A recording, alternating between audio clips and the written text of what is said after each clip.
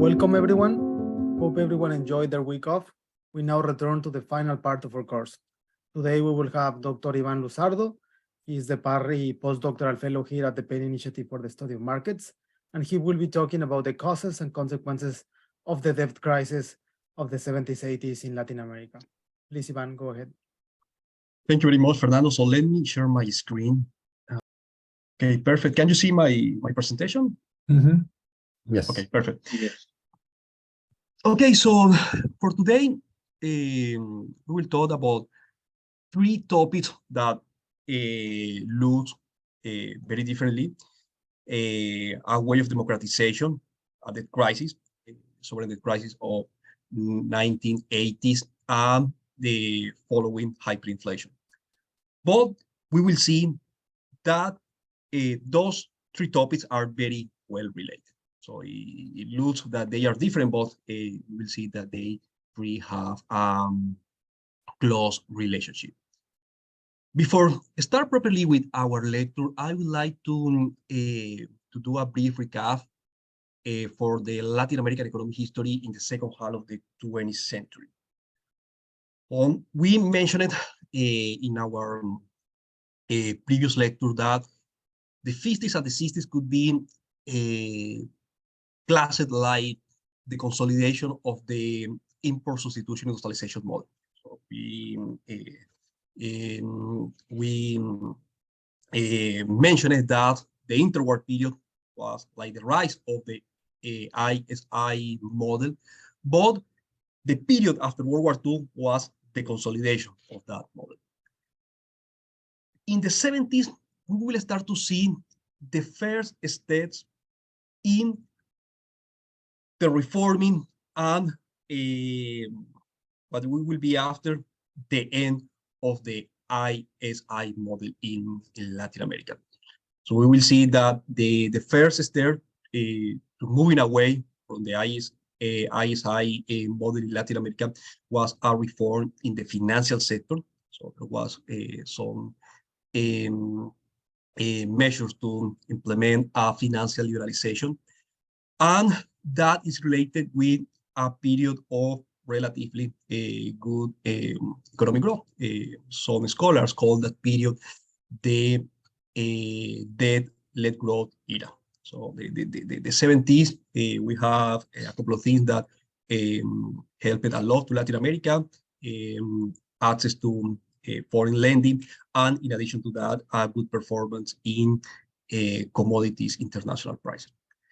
That was followed by a very complicated period. So the 80s was a terrible period in terms of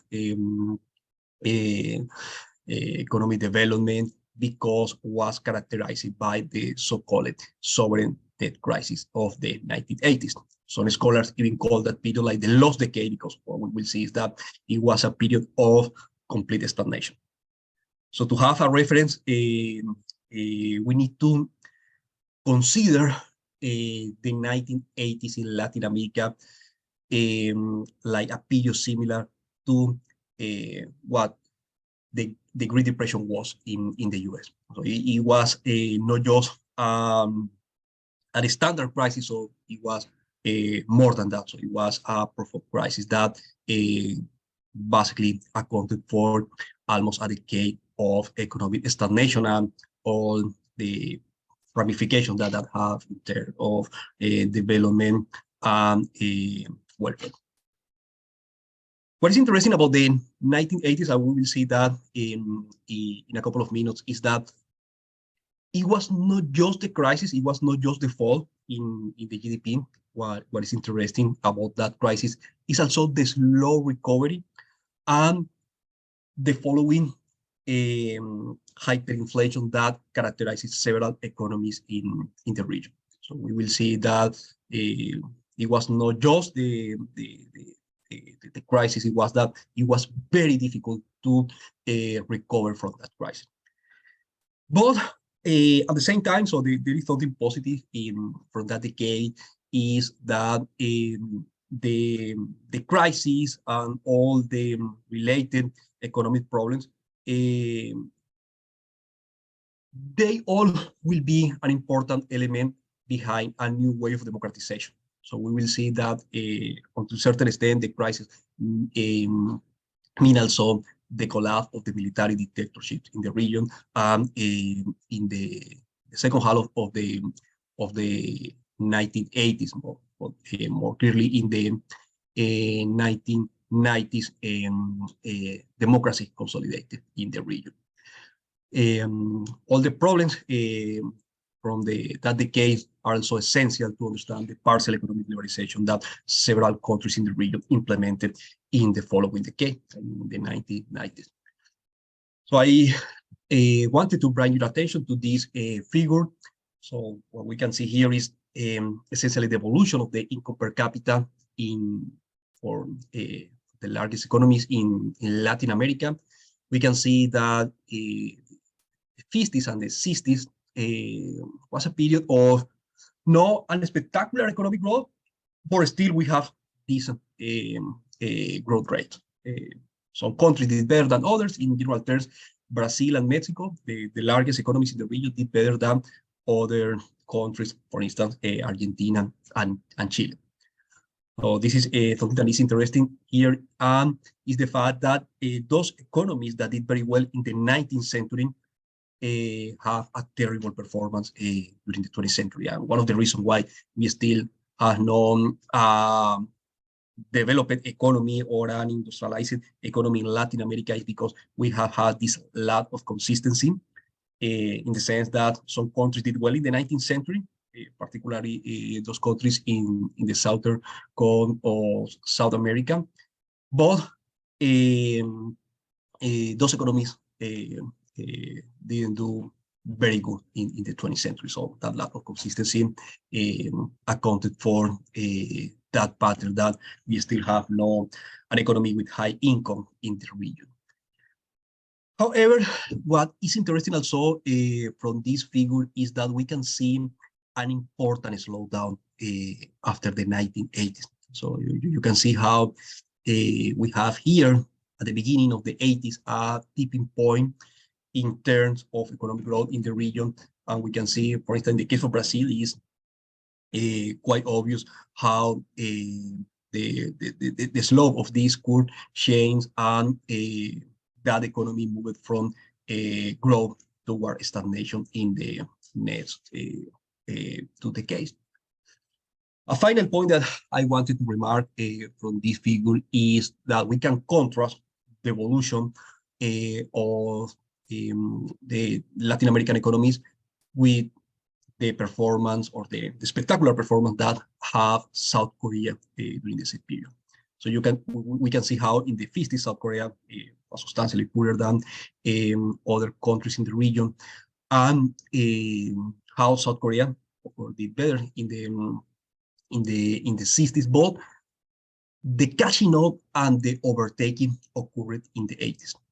So the reason why, or when it's obvious that some East Asian economies were doing better than Latin American economies, is essentially in the 80s, because we can contrast how those economies managed to continue growing, and we can contrast that with the stagnation that we see in Latin America. Okay, this is the outline for today. So before talking properly about the sovereign crisis, I would like to explore the role of the state-owned enterprise during the import industrialization era in Latin America. This is an important characteristic that we have not elaborated a lot in our previous lecture. I would like to talk a little bit more about that today. The next point that we will cover will be at the debt-led growth era during the 1970s, then properly the crisis, the recovery from the crisis, the adjustment package, why that initially didn't work, and why instead of having a recovery, what we have is a worsening of the crisis in the second half of the 1980s, and that ended in a hyperinflation. And finally, I would like to talk about the new wave of democratization that occurred in the region starting in the second half of the 1980s. Okay, the state-owned enterprises in Latin America, as I mentioned before, so they were an important component, an essential part of the import substitution neutralization model. So we usually associate the ISI period to barriers to international trade, like tariff, no tariff barriers. In addition to that, so in our previous letter, we mentioned the role of financial repression. But another essential component here is the role of state-owned enterprises. So they became the big players in Latin American economies in the second half of the 20th century. It was not just that they have some cases monopolistic or quasi-monopolistic positions in the industry where they play it.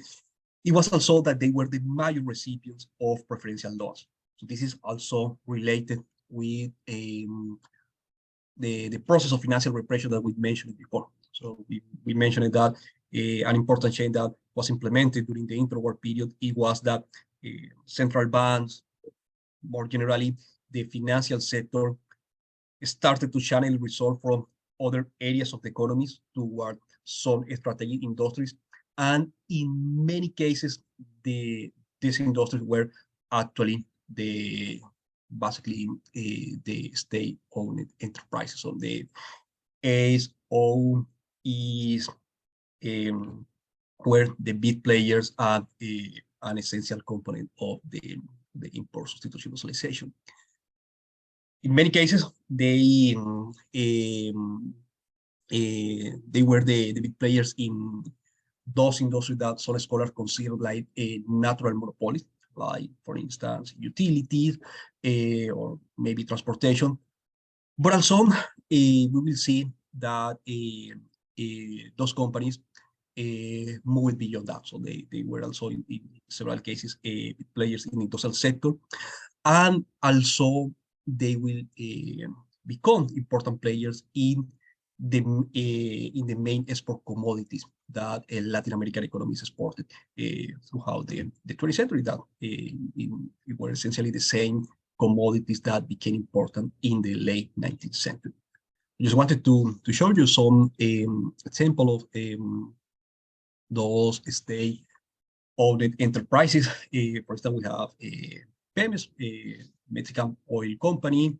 We can see all these companies are from or were from Mexico. We have an airline, communications. We can see, for instance, a player in metal works, or more specifically in steel. So it was not just one single industry. So what we can see here is a widespread penetration of OE's companies across the Mexican economy.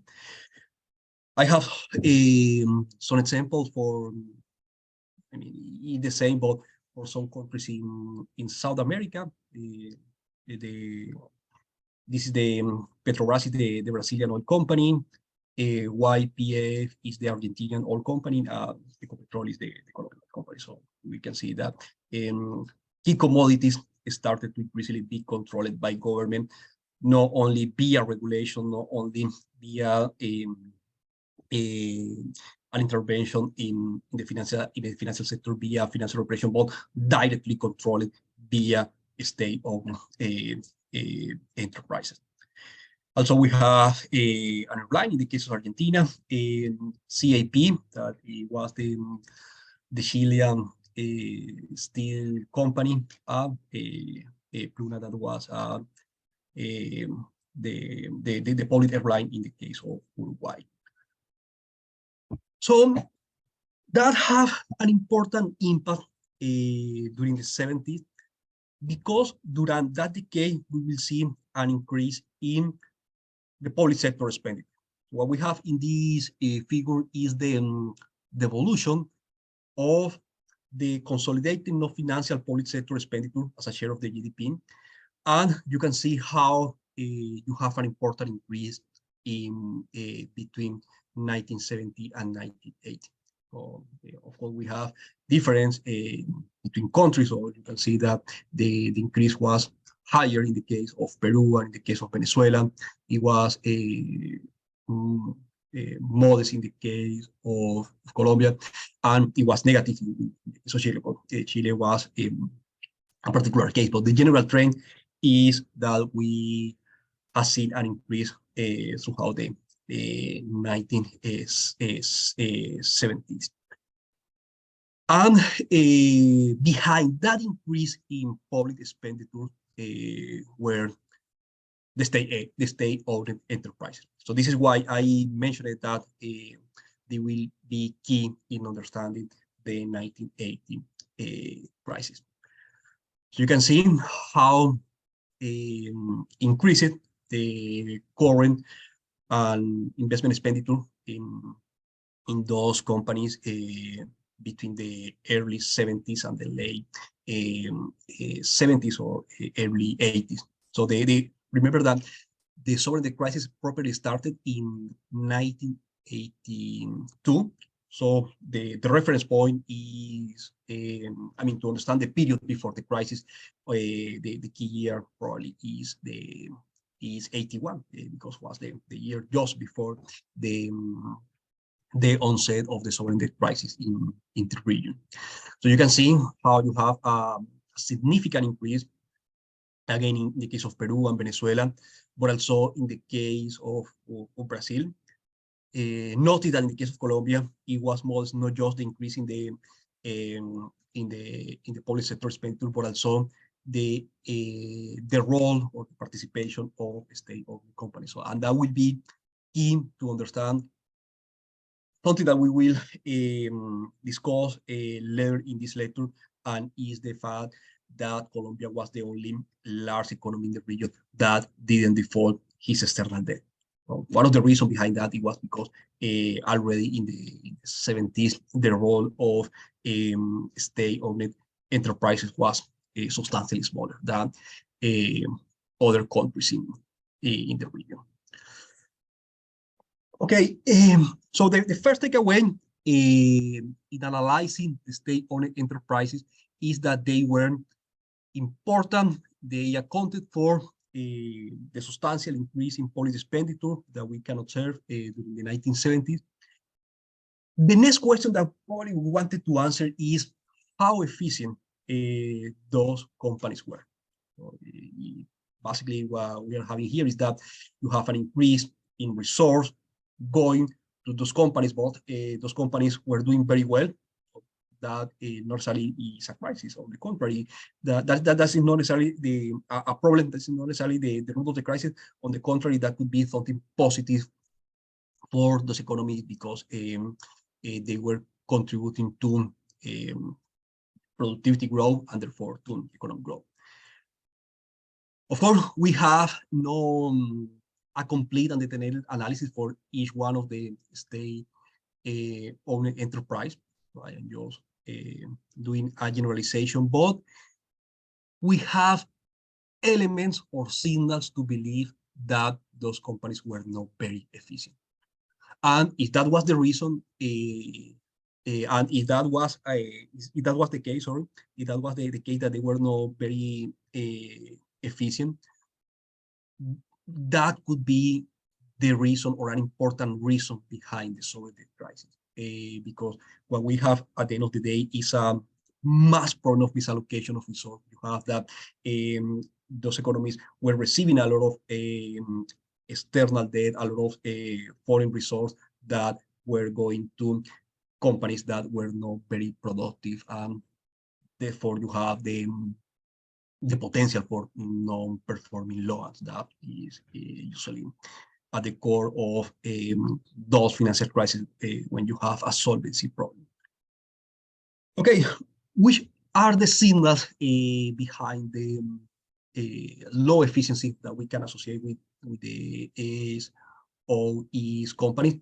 So the first thing is that their output as a share of the GDP was relatively modest. So notice that you can see that, for instance, in the case of Brazil, that the output of SOE's companies was just 5% of the GDP, but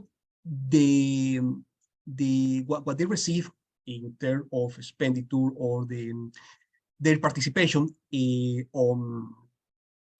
terms of expenditure as a share of GDP was substantially larger. So there is no relationship between the size or the magnitude of the resource that they were receiving and the output that they were producing. You can see that same could apply for Argentina, and something similar could apply for the case of Peru. In the case of Peru, the output is just 9%, but in the late 70s, state-owned enterprises were receiving over 30% of the GDP. We have the case of Venezuela, but again, Venezuela is an outlier here because, of course, this is heavily influenced by oil. So basically, what you have in Venezuela is the output of the oil industry. This is the evolution of the SOE's companies in the case of Brazil. So as we saw before, Brazil, in the case of Brazil, so those companies played an important role. So you can see how significant the expenditure growth was in the case of Brazil. And you can see that in the 70s, there was not just an increase in the expenditure of these companies, but also there was an increase in the number of new state-owned enterprises. So probably what I was going on here is that in the 60s, or in the 50s and the 60s, so there was the consolidation of the import substitution industrialization model. So what happened in the 70s is that the government intervention was escalated via the increase in the number of state-owned enterprise. It was not just an escalation in terms of expenditure, but also it was in the number of companies, and that probably means in the number of industries or in the number of sectors that governments became the major players. You can see how there was a peak in the number of new SOE companies in the case of Brazil.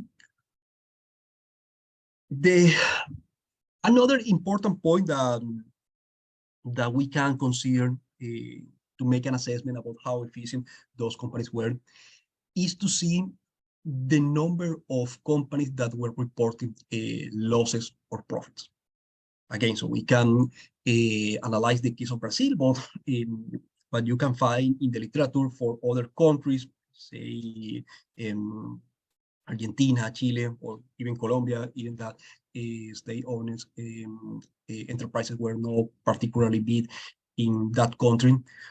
What we can see is that the share of those companies reporting losses was substantially higher than the same percentage or the same share in the private sector.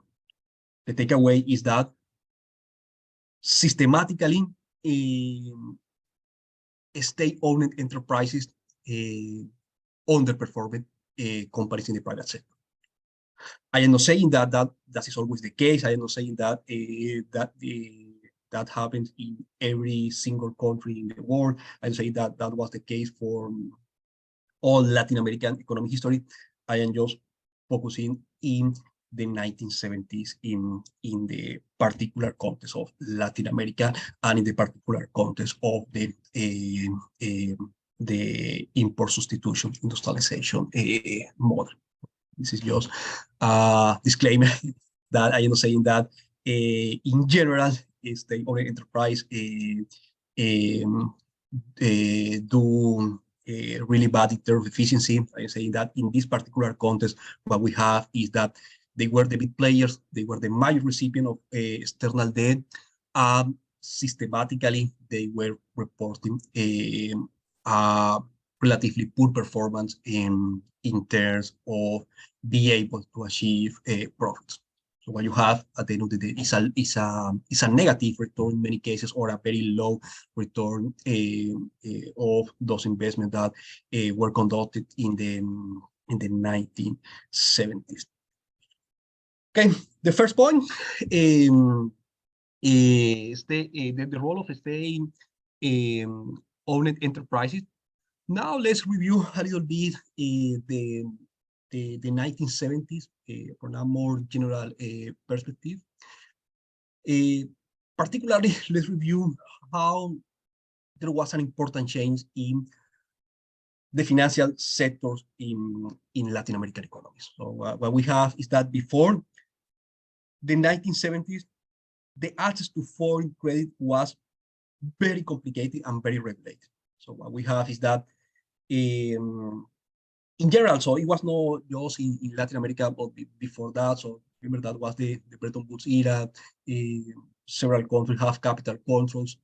Basically, we have not the same level of financial globalization that we will see in the 80s, or even that what we saw in the late 19th century. So in general, it was more complicated to getting access to a foreign credit. That would change by the collapse of Bretton Woods. So, several countries across the world will remove capital controls. Also, we need to consider that in general, in the 1970s, there was more liquidity in international capital markets. So it was not only the US that have the potential to be an important international lender. So you also have that Europe recovery from World War II. Some countries in Europe were accumulating a lot of reserve, a lot of capital, and they have the potential to be also important international lenders. So you have the so-called euro dollars. So basically, these are the dollars that were accumulated in the European financial sector, and something similar for the case of the countries in the Middle East that saw an important increase in the reserve as a result of the oil prices after the 1973 oil shocks.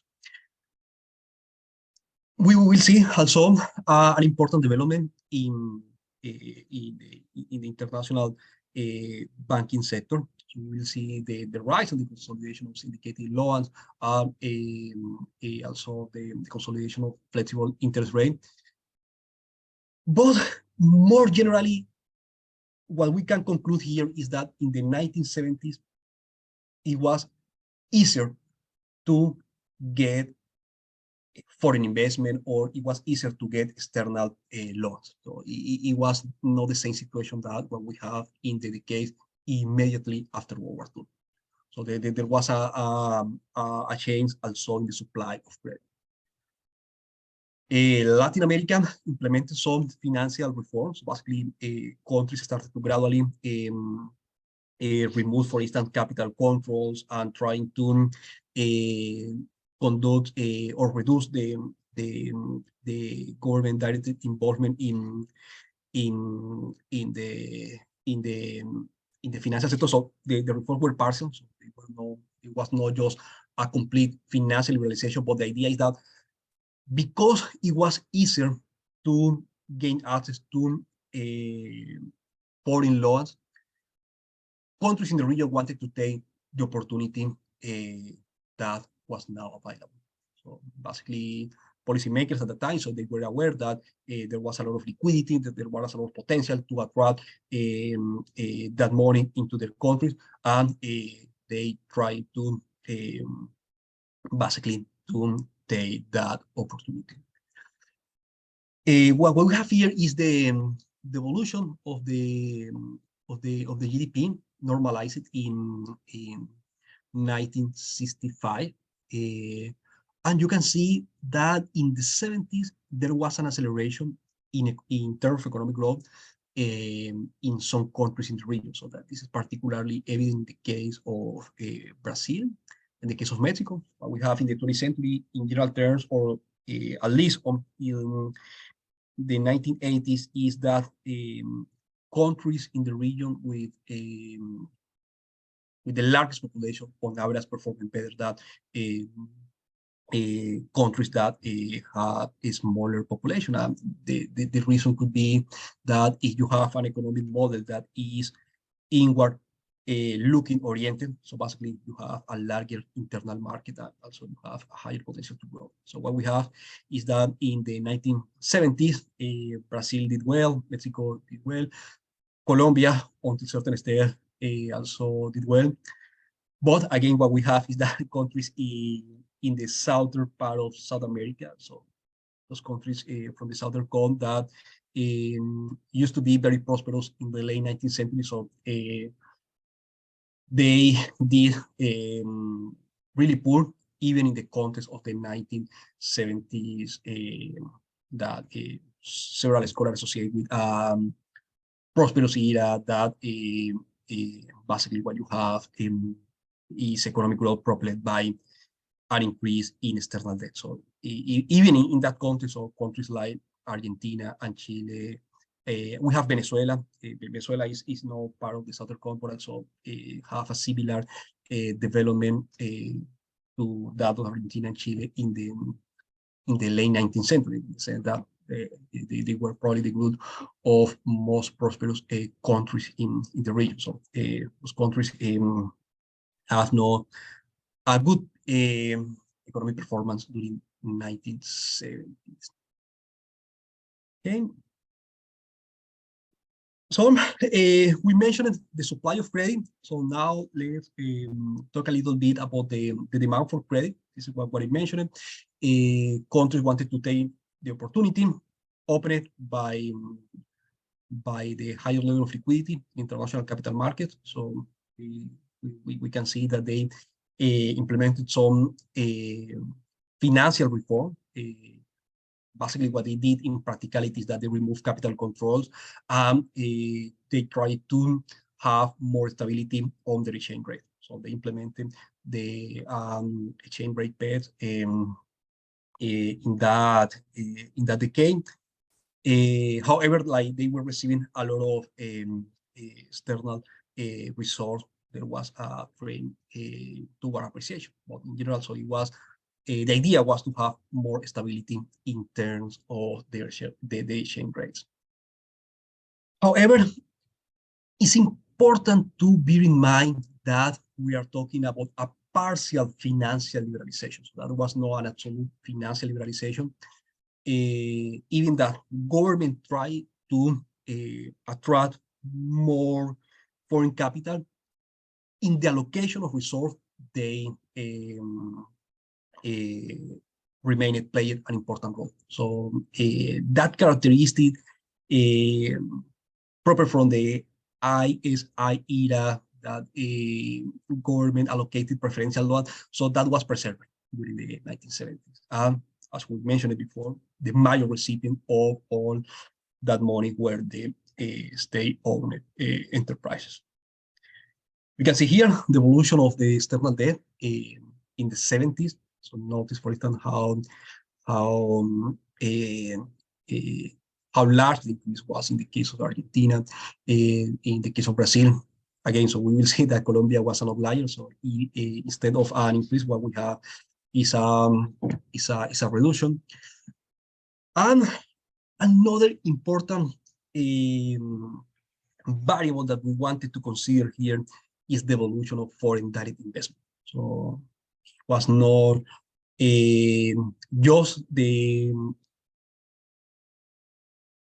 just the fact that we have capital inflows. What we wanted also to know is the allocation of that resource.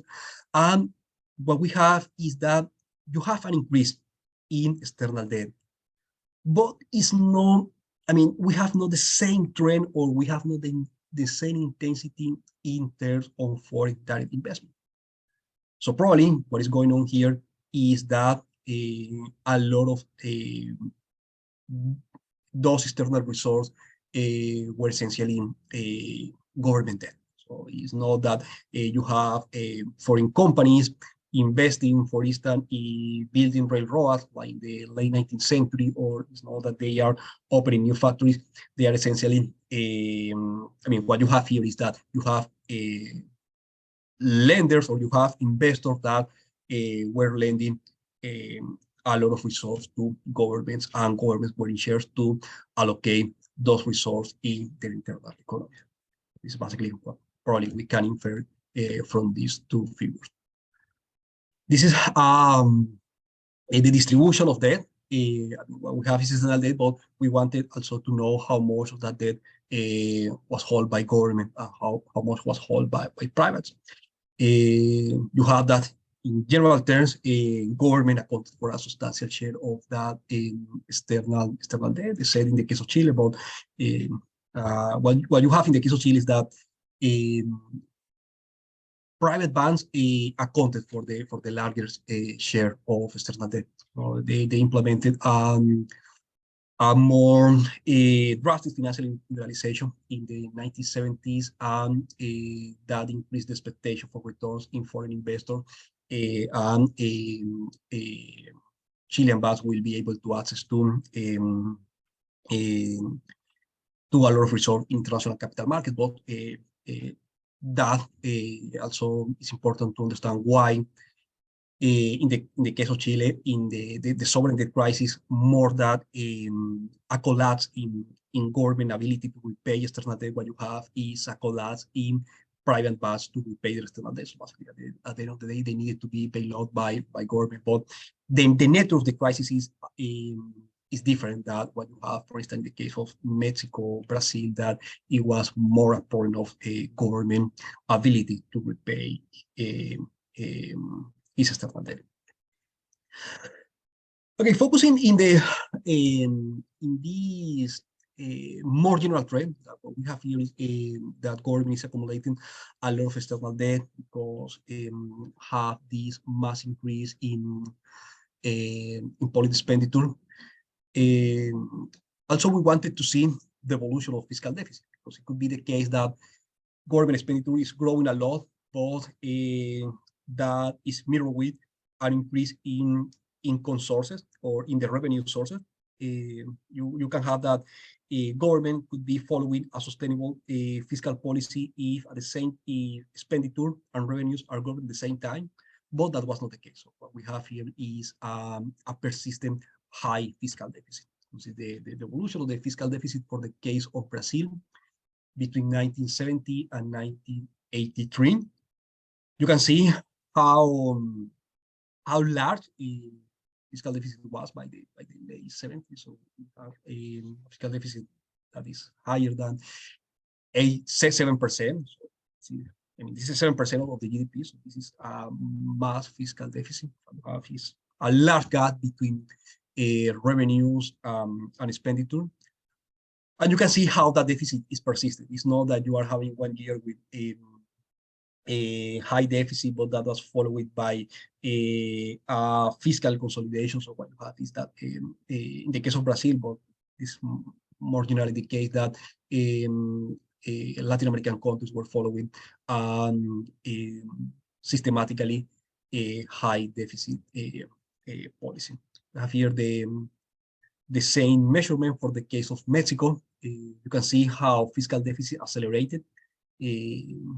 And by 1982, the year when the crisis properly started, basically what happened is that the Mexican government announced that they were not able to continue repaying their external debt. So you can see how large fiscal deficit was in the case of Mexico. So you have not just an expansion in government expenditure, so you also have that expenditure was not following the pace of the increase in revenues. So that's why, of course, that that policy was not sustainable. And basically, what countries were doing is that they were accumulating external debt. Now, let's move to the crisis itself. Let's review the most remarkable elements from the crisis. This is what we mentioned. You have financial liberalization in the late 70s, still with government quite involved in credit allocation. The crisis properly started the sovereignty crisis properly started in 1982, but we have some previous crises, particularly in Argentina and in other countries in the Southern Code, associated with stability in their external chain. So basically, we have some presence of currency crisis. So even that the problem exploited in 1982, even before that, so we have some signals. I mean, the signals were the high fiscal deficit, but even before that, so we have some countries that went into crisis, no with the same magnitude, no in the same scale, but still we have some precedent before the wave of defaults that came in 1982. What is interesting from the sovereignty crisis in Latin America is not just the magnitude. I think that we have at some point here the fall in the GDP. I mean, you can see that the fall in the GDP was dramatic, but also what is interesting is the slow recovery. So why we have not just a crisis, but what we have is a prolonged crisis. I would say that more than a crisis, what we have here is a depression. So the parallel for the 1980s in Latin America is not just a standard financial crisis. I would say that it's not, for instance, the 2008 in what some scholars call the Great Recession. The parallel for the 1980s in Latin America is the Great Depression, because what you have is not just large fall in the GDP, but also what you have is a prolonged depression. Okay, what triggered the crisis was an increase in international interest rates. So what happened is that during the 1970s, when we mentioned that international markets have a lot of liquidity, a lot of resources to be invested across the world, a substantial share of that money went to Latin America. At the same time, what is going on in several industrialized economies is that it's an inflationary era. So remember that we are talking about the period after the collapse of Bretton Woods. We are in the transition from the Bretton Woods system toward a pure fiat money era. So that transition is complicated. In addition to that, there is a lot of liquidity. So basically, there is a lot of inflation. For instance, in the case of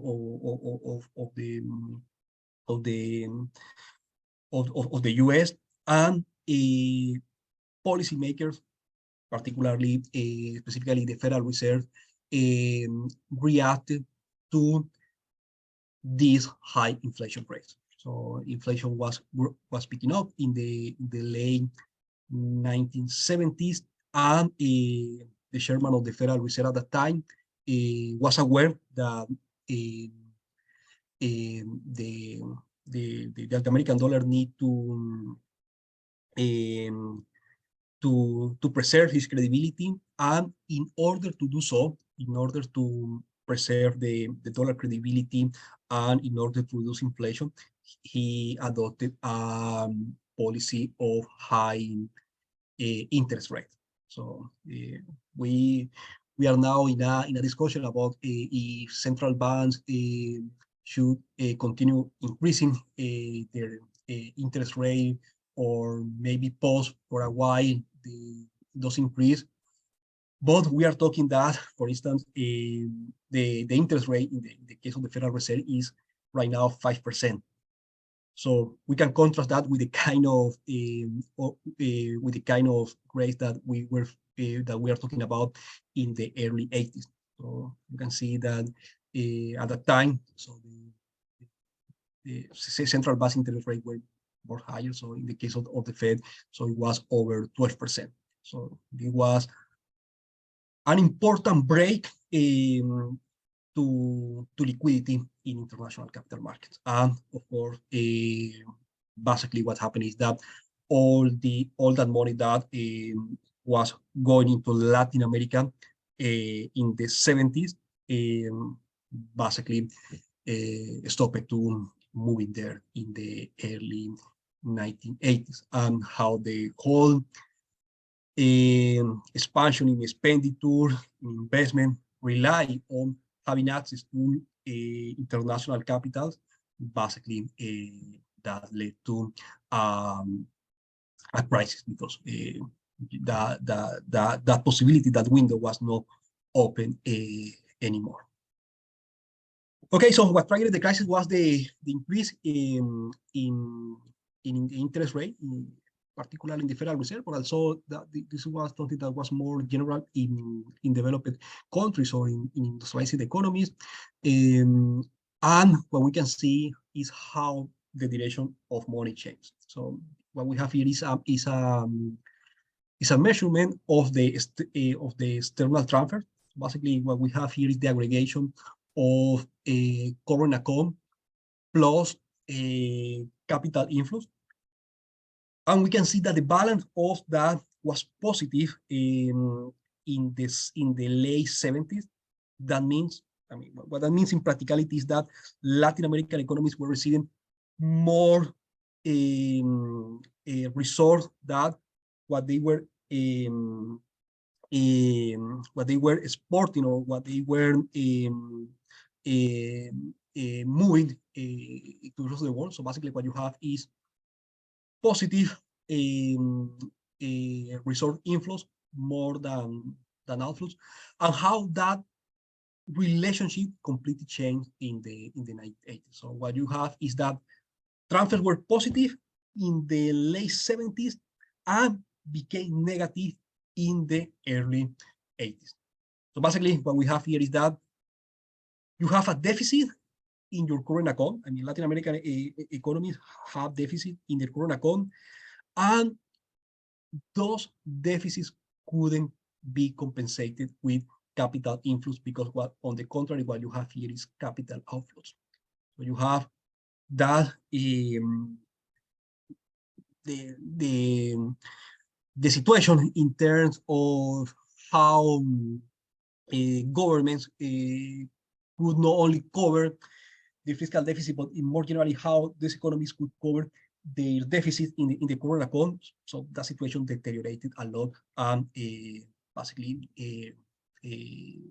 became unsustainable in the 1980s. So it was not just a problem in fiscal policies in the region. So it was basically that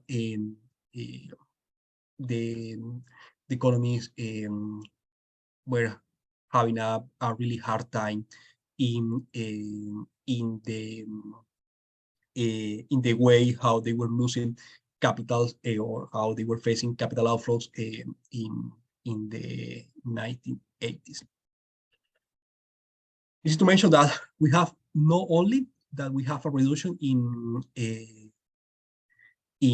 capital inflows, we have a reduction in the resources that were arriving into Latin America via external lending. Also, we have a reduction in the resources that were arriving into the region via exports. So we can see how you have a decline, a reduction in commodity prices. So the situation was not only complicated because Latin American economy struggled to continue having access to external capitals, but also they struggled to maintain the resource inflow via export. So you have a depression in commodity prices, so that probably have a negative impact on Latin American exposure.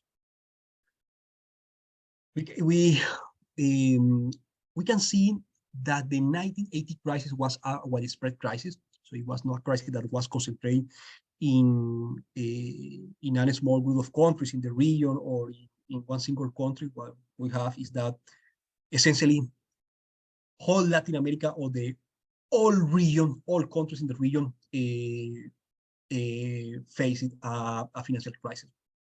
What we have in this figure is the number of countries on a financial crisis. That crisis could be a currency crisis, it could be an external crisis, or it could be a banking crisis. And the only other period when we can see a widespread crisis of the same magnitude that we have for the 1980s is the Great Depression.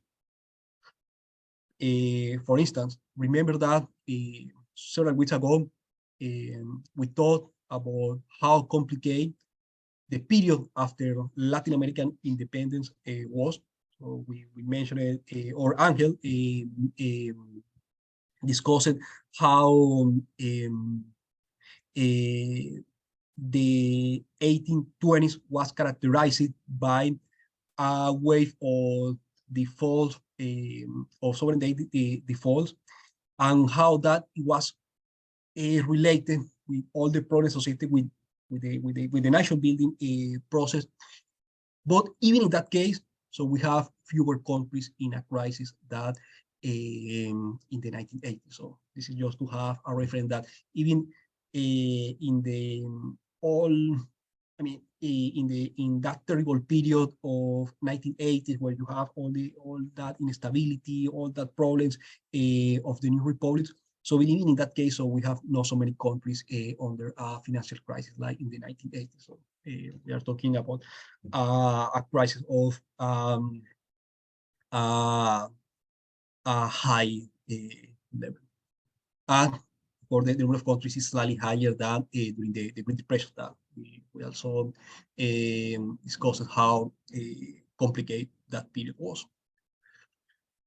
This is a table that is useful to understand the nature of the crisis, of the kind of crisis. Basically, what we have is, again, a sovereign crisis, like it was the case in the period after independence, like was the Great Depression. But now we have an important difference, and that difference is that the crisis is more systemic. So it's not just that you have a problem in government's ability to repay external debt. Now what you have is that crisis is spread into other areas of the financial sector. So you have a problem with exchange rate. So you have a currency crisis. Basically, what happened is that countries in Latin America faced a large depreciation. That will be part of something that we will discuss later, that will be the hyperinflation. And in addition to that, so you have a crisis in the banking sector. So this is something that is more systemic. So, and of course, the solution to that is more complicated, because it's not just to provide the government fresh allowance to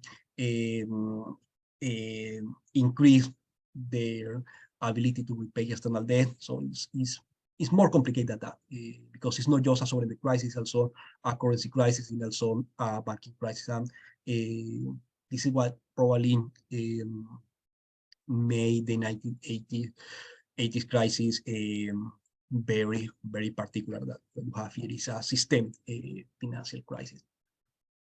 This is what we saw before. This is the evolution of the income per capita. This is just to, again, to make the point that we have an impressive fall in the output in Latin American GDPs. And even in countries that did better, for instance, in the case of Colombia, that we mentioned that Colombia was the only large economy that didn't default.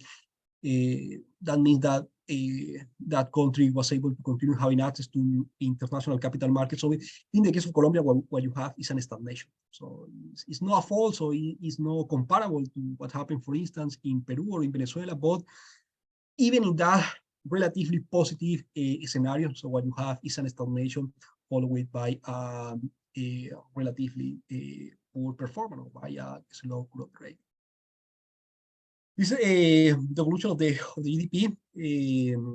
Both what we have here, this is a normalization. So what we have here is the change relative to 1979. So if we observe the evolution, basically the takeaway from this figure is that we can contrast the relative growth in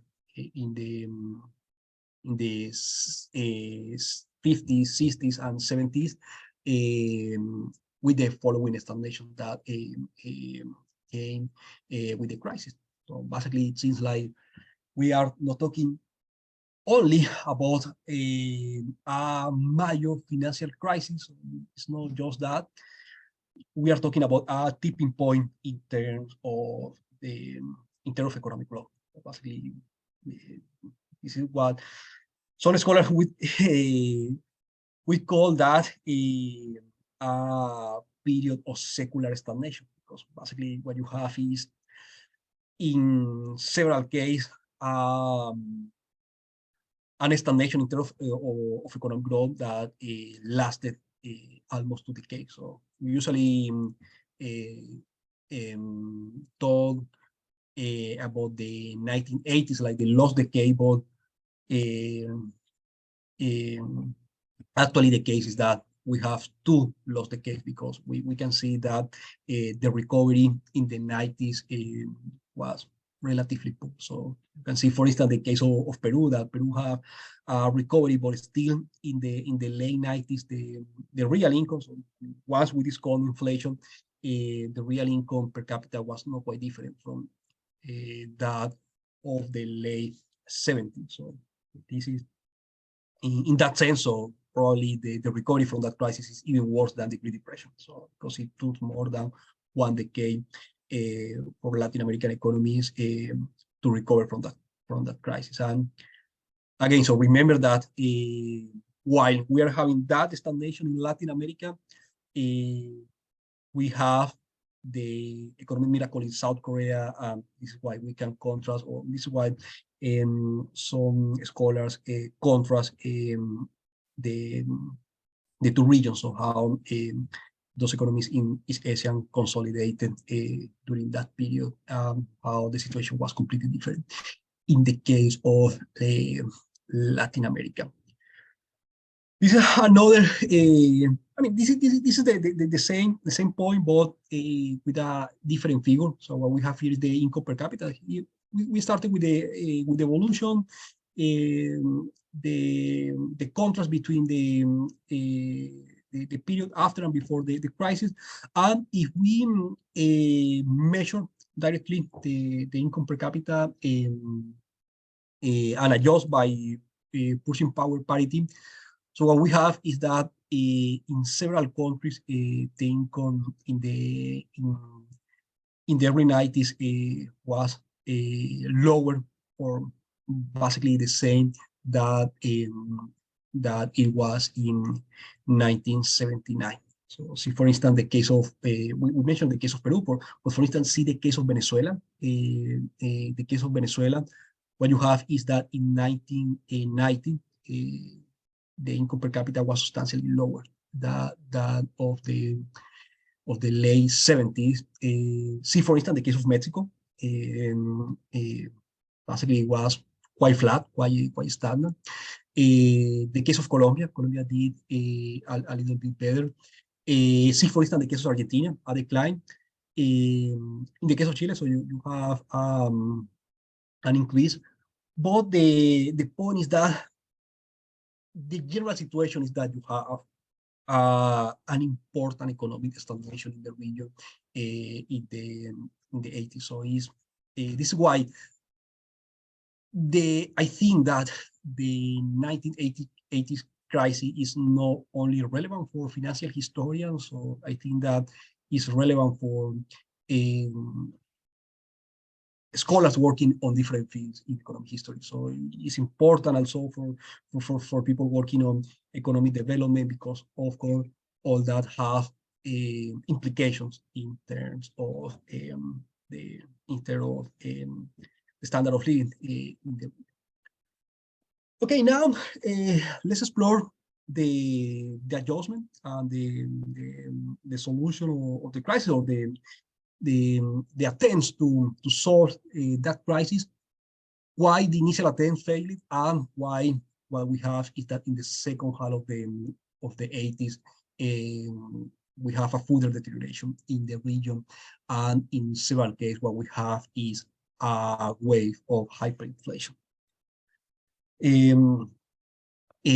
Let's start by analyzing by taking a look to the size of external debt. So what you can see is that in general terms, it was just in the mid 90s that we can see a decline, or a clear reduction in the size of external debt. The adjustment process only properly started in the early 90s, and there was no major change in between 1982, between the beginning of the crisis, and the late 80s. So you can see how the situation, for instance, in the case of Peru, was even worse 6 years after the beginning of the crisis. So you can see how the size of external debt, instead of reducing, basically on the contrary, what you have is an increase. And basically the point is that it was just in the mid 90s that we can see an improvement or a reduction in terms of the magnitude of external debt. What you have here, I mean, when you are a policymaker and you are trying to solve a financial crisis, the first question that you wanted to answer is that if you are facing a problem of liquidity or a problem of solvency. Why? Because that will determine which is the solution for the crisis. You have that countries went into default, so basically they have no a way to continue to repaying the external debt, and you wanted to know the reason. So you wanted to know if they were not paying because they were short of liquidity at the time, and basically if that was the case, so you need to provide extra funding, and if you do so, eventually countries will be able to resume his debt payment. If you have a problem of solvency, the problem is not just liquidity. What you have is a structural problem. So basically, what you have is something more fundamental, something more structural. The solution is not easy. So it's not just to provide extra funding. So basically, the solution also for the solution also you need structural reforms. So you need to also to implement fundamental change in those economies in problems. So basically, this is why I would say that the assessment will determine the kind of solution that multilateral organizations and policymakers will adopt in the region. We will see that the predominant view among not just local policymakers, but also multilateral institutions, it was a problem of liquidity. So there was no necessity to implement structural reforms.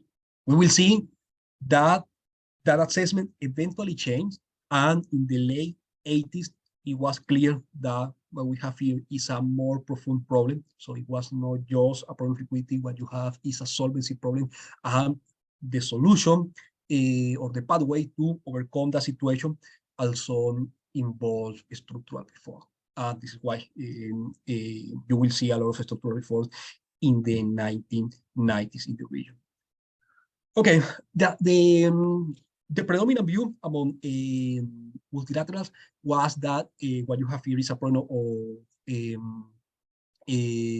of liquidity. So the solution is a new round of loans. So basically, what the aim here was to provide the liquidity that these countries needed, and the condition to receive that money was essentially an adjustment in their fiscal balance. So the policymakers, observers at the time thought that the reason because Latin American countries couldn't continue to repay their external debt is because they have a very high fiscal deficit. They went into a unsustainable fiscal policy. They increased very much the fiscal expenditure, but they didn't consider the way how those resources were allocated. So basically, there was no an assessment, or it was not evident for them that a fundamental part of the problem was the allocation of resources in what we mentioned at the beginning of this letter, the state-owned enterprises. So that was not in question. So basically, there was just a problem of that they saw that government exceded in their expenditure increases. Another important characteristic of the period of the adjustment programs, the management of the crisis, is that there was a very slow reaction. So some scholars contrast what happened here with, for instance, what happened with the East Asian financial crisis of the late 1990s. So that crisis was terrible, was a profound crisis, but eventually East Asian economies recovered from that crisis and recovered relatively quickly. So there was difference between countries. For instance, South Korea recovered faster than countries, for instance, like Malaysia. But in general terms, it seems like there was a quick reaction by local policymakers and also by multilaterals. What happened in the case of Latin America is that initially countries reacted very slow, and probably there was a political economy here, and probably what policymakers thought at the time is that waiting was positive to looking for a better agreement with international lenders. So basically, the Ministry of the Finance at the time thought we have no rush to close an agreement with bondholders, with international investors, so we can looking for a better terms in a negotiation. So there was a renegotiation with lenders, and there was a gain here between two parties, basically from the Latin American perspective. So what probably was going on here is that countries were looking for better conditions. The problem is that in the middle of a crisis, waiting is very costly. So waiting is not for free. In the meantime, the situation wasn't solved, and what you have is a further deterioration. This is also what was happening here, and because the crisis was not solved in the early 80s, because it took a lot of time to establish a pathway to overcome the crisis. I think that that's why you have a very long-lasting crisis and a long-lasting stagnation in terms of economic growth. So the situation deteriorated even more, and that ended with a wave of hyperinflation in the late 1980s. So we will see an escalation of the crisis into a more complicated territory that is hyperinflation. So the part of the hyperinflation is related with the lack of a structural adjustment early in the crisis. For instance, to have a reference on how slow the reaction to the crisis was, is that The first clear pathway to overcome the crisis was proposed by the mid-80s. So in 1985, there was the so-called Baker Plan, named after the Secretary of the Treasury at that time, that basically established the terms to overcome the situation. Basically, the solution was the same. So basically, to provide fresh loans to Latin American countries, and in return, Latin American countries needed to commit in adjustment programs, basically, to reduce public expenditure. This is just a picture of the Secretary of the Treasury at the time. But basically, what happened is that the situation no just wasn't solved, but also deteriorated even further. That's probably related with the long waiting time. An interesting question that we can pose here is there any benefit to repay that a country can have for repaying his external debt? What we have is that all countries in Latin America went into default, and we have an exception. So we have the case of Colombia. That was the only large country in the region that didn't default his external debt. So basically, it was a complicated time, so it was not easy for Colombia, but government managed to continue repaying his external debt. The question is, because Colombia did so, have Colombia a better performance than his Latin American peers? Did Colombia better? And in short, the answer is yes and no. Colombia did better in terms that avoided the worst of the crisis, the hyperinflation, but in terms of economic growth, it's not very clear. So it seems like it only did marginally better than the rest of Latin America. And it seems like what you have here is probably a little more structural. You have a persistent productivity problem. And that would be the reason why, even with a good management of the crisis, that didn't lead to an acceleration in its economic growth. This is a table that shows the evolution of the syndicated loans, of the price of the syndicated loans for Latin American countries. So the idea is that the lower the prices, the lower the investor perception of the country. So for instance, you can see that the price for the loans in the case of Peru was only 80%. So the price that that should have in a risk-free environment would be 100. So basically what you have is a very low price. So that means that investors believe that Peru won't pay his external debt. You can see that, for instance, the situation deteriorated even more. So it was 4. So basically that means that the market is assuming a complete loss of that investment. You can see how prices for Colombia were higher than in the rest of the region. So you can see a deterioration here in 1982, but even in that year, that it was a very complicated year, because you have that the situation deteriorated even more because hyperinflation. Even in that context, on market was betting that Colombia have a higher chance to repay its external debt. So once the situation improved in the 90s, so you can see an increase in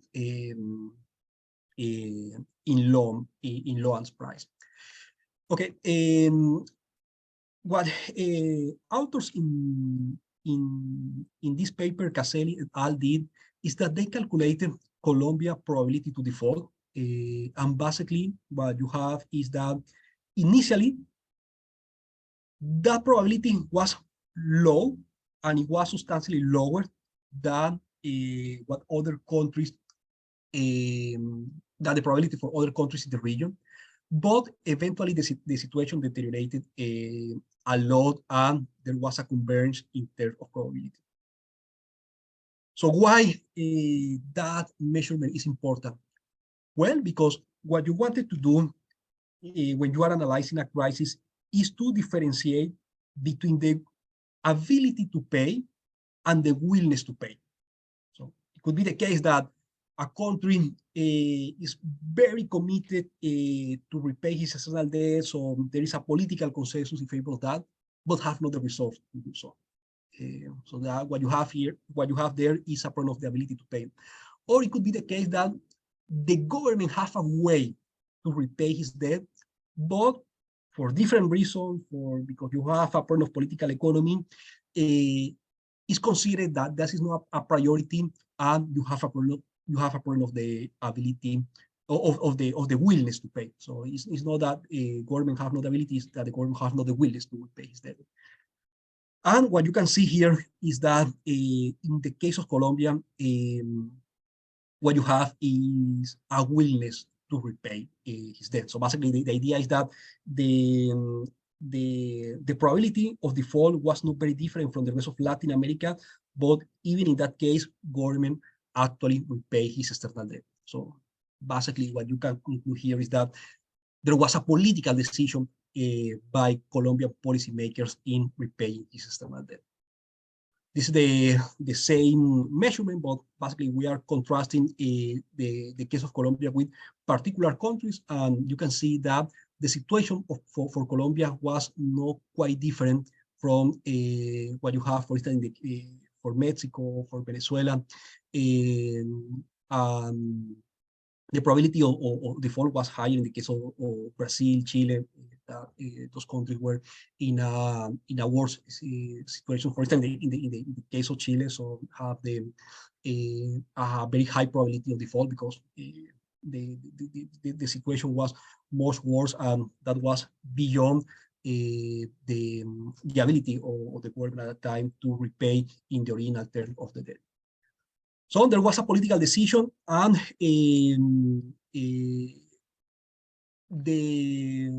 a lot of that is related with the predominant view among Colombian policymakers. So we have here a picture of the Ministry of Finance at the time. So that was the guy who managed the crisis, and probably who convinced other policymakers in Colombia that it was a priority, that it was positive, it was a good idea to repay Colombian external debt. So there was a political decision, and basically we can wonder why that view gained in the case of Colombia and not in other countries. So there are several potential explanations. It could be the case that the 1980s was a very complicated period for Colombia. So you have the rise of violence, you have all the problems with cartels, and in order to preserve the reputation of the country, so it was a priority to continue to repay external debt, or at least the reputation of the country could be even worse if, in addition to all that problems in violence, so in addition to that, so you are in a default. So the Colombian Adjustment Program, so basically you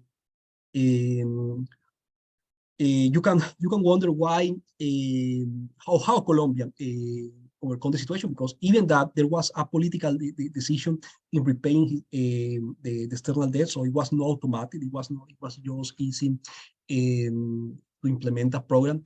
There was also a design or a plan to overcome the crisis, and basically what you have here is an agreement with the IMF, conditional to an adjustment program. So what you can wonder is why that program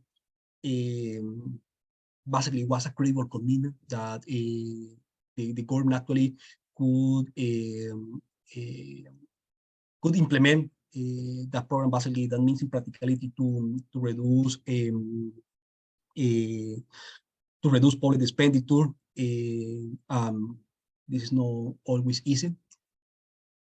And usually the interpretation about that is that you have two particular elements in the case of Colombia. So you have first an external element, and is the US endorsement. So the program was endorsed by Paul Volcker, the the chairman of the Federal Reserve. Basically, there was a guarantee of the Treasury to repay the external debt in case of default.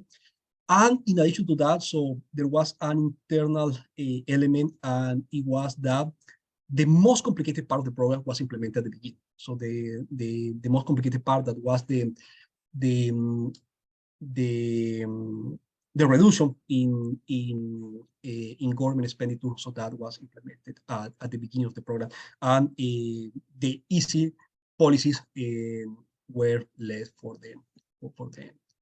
I wanted to, for the moment, to end with this figure. So this is the result that Caselli et al. Presented in their article.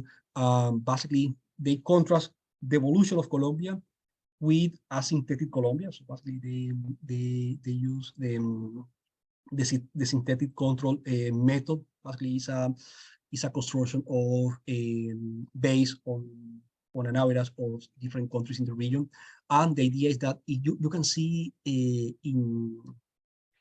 this panel, in this figure, how Colombia did slightly better than synthetic Colombia, but have by far a better performance in terms of inflation. So basically, the country avoided a hyperinflation, but didn't do particularly well in terms of economic growth. So that was probably that made easier to implement other reform in the 90s, but that would be another story.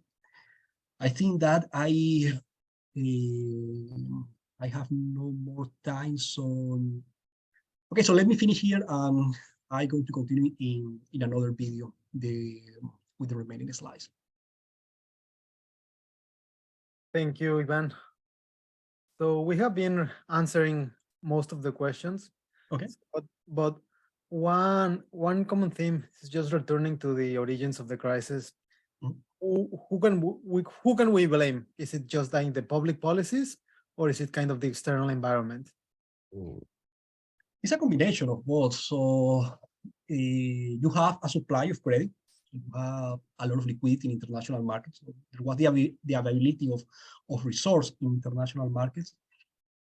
And at the same time, you have internal problems in Latin American economy. So it was not only the, I mean, we can blame countries because they follow with a high deficit policy. That would be like the first layer of guilty people in this story.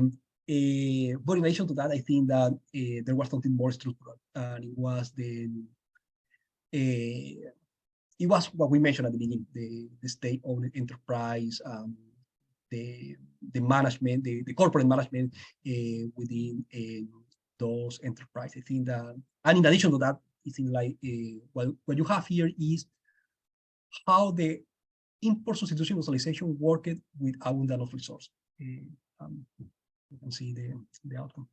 Another question was basically about comparisons. So for example, Colombia, as you previously said, did not fare as worse as the other countries.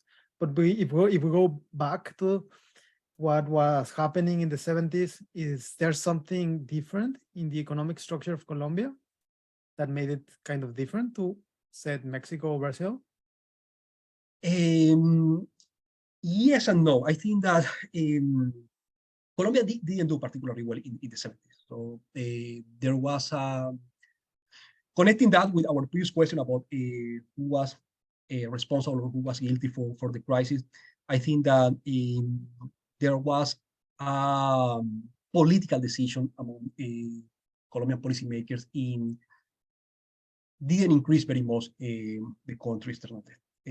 So for a reason, the predominant view among Colombian policymakers was that the priority was to control inflation, and basically Colombia didn't enjoy a lot of capital inflows like other countries in the region. So in general, the situation was a little bit different. So you have not that accumulation or fiscal deficit. Actually, what you have is that you you have a balance, and in some case you have a small surplus in terms of the fiscal balance. So the situation was different, but something that I think that also was different between Colombia in the 70s before the crisis is that you have, with all his limitations, all his problems, you have a democracy in Colombia. So you have no military dictatorship. So you still need to, I mean, politicians need to win elections. They don't want to have a high inflation environment. I think that maybe that could be, politicians are more accountable in the case of Colombia in the 70s. And I think that could be a reason. So you have several military dictatorships in South America, or you have one single party regime in the case of Mexico. I think that the situation, I'm not saying that it was a full democracy, everything was okay. So you're saying that within in this more like a ranch, but that binary solution. So I think that they on average they were more accountable. Sorry, wrong language. A quick question, Ivan. Was at the time, or has anyone looked at people warning, hey guys, we are doing something really stupid? Like in 1977, like a good economist writing articles on saying, look, this is unsustainable. We are doing something really stupid. If the interest rates go up, we are going to be really, really left up to dry. I think that I mean, some people thought that, for example, coming back to the case of Colombia, I think that the only actual pressure was that inflation started to going up in the 70s. But I think that there was they were not very aware that the potential risk involved in this. I think that the predominant view at that time was still the class school. The idea is that all those resources were necessary to continue industrializing in Latin American countries. I think that even on the contrary, so the predominant view in the 70s is that we are very close to start to export capital goods. So we already were successful in exporting textiles. So now we are very close to start to export cars. You can see the factories in our countries are doing well. So it's just that we need 10 years more with in the same direction until actually made that system work.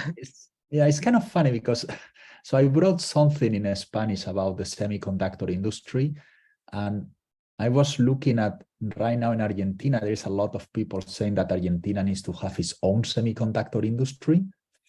And I was thinking, I mean, who can think that? I mean, it's the idea that Argentina could have its own semiconductor industry. I mean, you may as well think that you should start producing dragons and fairies. It's more or less at the same level. That is why there are many countries in Latin America that have space programs. Argentina is one. Yeah, I mean, and I was looking at the internet. There is actually a lot of people in Argentina saying, oh, we are going to have that great semiconductor industry. And I was like, no, you are never going to have a semiconductor industry. At least, unless like things dramatically change. How can it be? It's really a puzzle for me. That was the view, and even that they were concentrating a lot of resources. Saying, okay, we have everything, so we have the money, and in addition to that, so we need to concentrate that in those large corporations, in those large state-owned enterprises, and that is the way how we will finally succeed in. We are very close to the final succeed of the ISI model. Yeah, okay. I don't know. I just find this obsession with industrial policy fascinating. There is something really that people don't get about it, but it's okay. Okay, everybody. Thank you. So we have reached the end. We will continue this Thursday with a discussion between Professor Jesus Fernandez here and Enrique Mendoza and Carlos Beck. So see you then. Thanks. Bye.